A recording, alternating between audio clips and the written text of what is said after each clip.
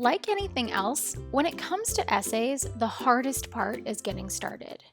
Even though you've made a plan and know what you want to say, it can be challenging to write your introduction. But it doesn't have to be this way. At their core, introductions break down to 3 elements. 1. A hook to entice your reader. 2. A transition from the hook into the topic of your essay. And 3. A thesis statement that expresses the main idea of your essay and previews the points you will develop. We'll go through examples of each so that writing your introduction will feel like a breeze. Also called a grabber, the hook is a creative way to launch into your essay. It hooks your reader's attention and inspires curiosity to continue reading. After all, if the beginning is boring, who's going to want to continue reading until the end? So how do you create an effective hook? Just think FAD Cuckoo. FAD Cuckoo is an acronym that stands for fact, anecdote, description, question, and quotation. Each of these can be an engaging way to capture your reader's attention. Let's look at some examples. Each of these hooks could work for an informative essay on why lifeguards are heroes. Every 60 seconds, 2 people die by drowning. Multiply that out through the year, and that's 1.2 million lives lost in pools, rivers, lakes, and oceans. Were you shocked by those statistics? Readers feel the same, and they will want to keep reading to find out more.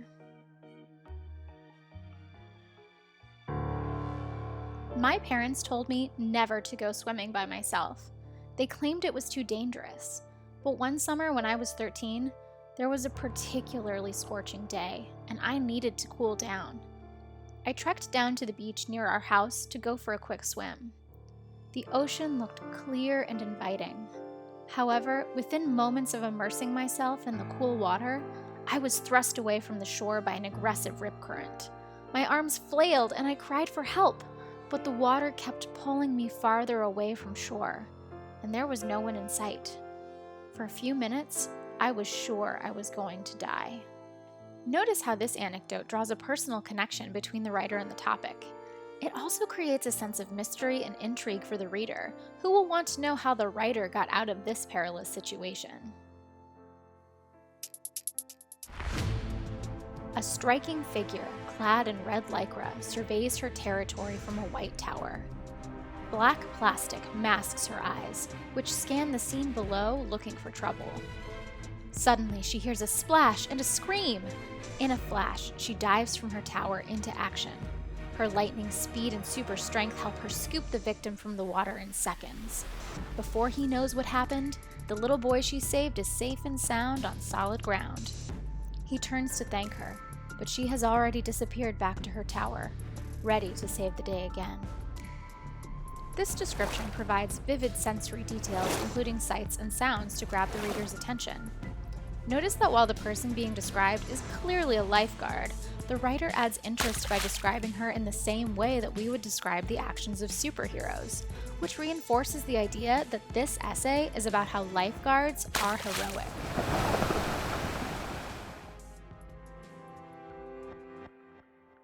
What makes a hero? Is it feats of superhuman strength? Is it incredible cunning and courage? Or is it more self-effacing than that? Could it be that true heroism is working in service to others when you could just as easily be having fun? Notice how these questions drill down from a general idea, what makes a hero, to a more specific idea, that heroes are defined by their service to others. This is an effective use of rhetorical questions because the questions are thought-provoking and build on one another. That person who helps others simply because it should or must be done and because it is the right thing to do is indeed, without a doubt, a real superhero. Comic book superheroes like Spider-Man and Captain Marvel use their extraordinary talents to save citizens from dangerous villains. They set the standard for heroic acts. However, even their famed creator Stan Lee acknowledges that true heroes aren't defined by their capes. They are defined by a strong moral compass and acts of service to others. This hook captures the reader's interest by starting with a quote on superheroes from a respected source, comic book creator and legend Stan Lee. However, the quotation cannot stand on its own. It needs analysis to connect Lee's words to the broader topic of the essay. The analysis that follows contextualizes the quotation to set up the kind of heroism the writer will discuss. This sets the stage for a transition into the thesis statement. Once you have your reader hooked, you'll need to transition to the topic.